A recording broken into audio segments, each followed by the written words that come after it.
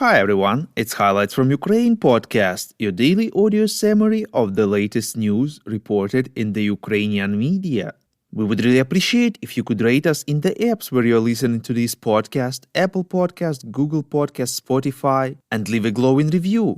This way more people would learn about the highlights from Ukraine and truth about Russia's invasion. My name is Artem, and here is the news. For 373 days, Ukraine defends itself against the forces of the Russian invasion. The Serhiy Prytula Charity Foundation showed the first batch of tracked armored vehicles out of 101 purchased that have been delivered to Ukraine, reports Interfax Ukraine.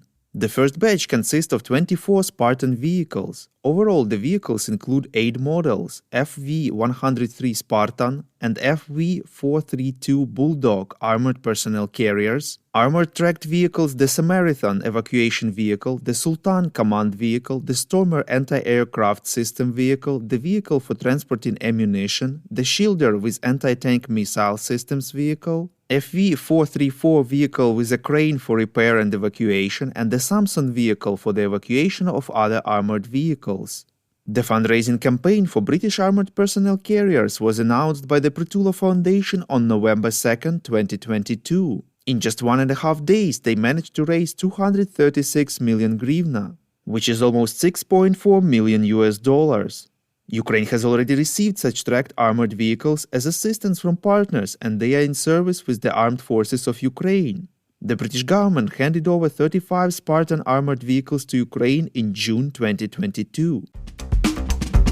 The United States has announced another package of military assistance to Ukraine in the amount of $400 million, reports Radio Liberty.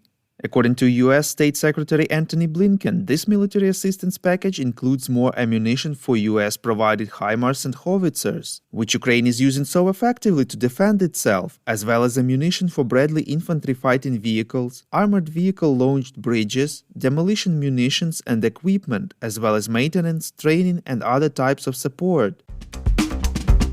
Financial Times informs that Minister of Defense of Ukraine Oleksiy Reznikov appealed in a letter to EU member states with a request to supply Ukraine with 250,000 artillery shells per month, reports Ukrainska Pravda. According to the media, Ukraine needs this amount of shells per month to reduce the acute shortage that is limiting its advance on the battlefield. In a letter to his colleagues from the EU member states, Reznikov writes that the armed forces fire only a fifth of shells they could use due to a lack of supplies. In particular, Ukraine uses 110,000 shells per month, a quarter of the amount used by Russia. Quote, according to our estimates for the successful performance of the tasks on the battlefield, the minimum requirement is at least 60% of the full ammunition, or 356,000 shells per month, unquote. The request far exceeds the aid the EU is negotiating, underscoring the enormity of the task facing Kyiv as the war with Russia enters its second year. Earlier, President of Ukraine Volodymyr Zelensky said that large amounts of artillery and ammunition are Ukraine's primary need in the war, reports Interfax Ukraine. When asked how Ukraine could speed up the supply of weapons, Zelensky replied, "To speak publicly about what we lack."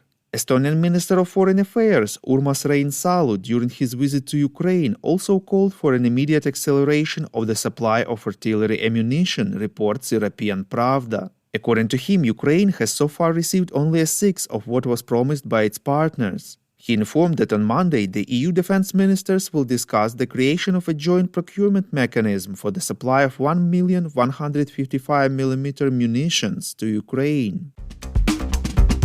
Latvian President Egils Levits visited Ukraine yesterday and met his Ukrainian counterpart Volodymyr Zelensky in Lviv, western Ukraine, reports Interfax Ukraine. The Latvian president said that only Ukraine can formulate the conditions of a peace acceptable to it. According to him, long-term peace will mean full territorial integrity of Ukraine, and for that, Russia must return to internationally recognized borders. Levits is sure that after the end of the war, Ukraine will be one of the most powerful states in the world in terms of military potential, which will be a deterrent to Russian aggression. He believes that after the war, Ukraine will join NATO. And as it has the only armed forces that have a powerful military experience, this will be a very important asset for NATO. Levits noted that Latvia will promote the idea of a special tribunal since no other international court can consider a case on the crime of aggression. At the same time, according to the Latvian president, it is necessary to create legislative legal grounds for the use of frozen assets of Russia for the restoration of Ukraine. Minister of Foreign Affairs of Russia Sergei Lavrov was openly laughed at during his speech in India, where he claimed that Russia wants to stop the war in Ukraine, reports Ukrinform. Lavrov made a speech at a separate panel within the framework of Raisina Dialogue, the main Indian conference for geopolitics and geoeconomics. At the conference, Lavrov was asked how the invasion of Ukraine affected the Russian energy sector. Quote, "The war which we are trying to stop and which was launched against us using Ukrainian people." The public laughed after this phrase, but Lavrov continued after a brief pause. Of course, it influenced the policy of Russia, including energy policy. And the blunt way to describe what changed is that we would not anymore rely on any partners in the West, unquote. Due to the Russian aggression, 1,322 objects of cultural infrastructure have been damaged in Ukraine, reports Dielo UA. According to the Ministry of Culture and Information Policy, almost a third of them have been destroyed. The cultural infrastructure suffered the greatest losses in the east and south of the country, where the active fighting is ongoing.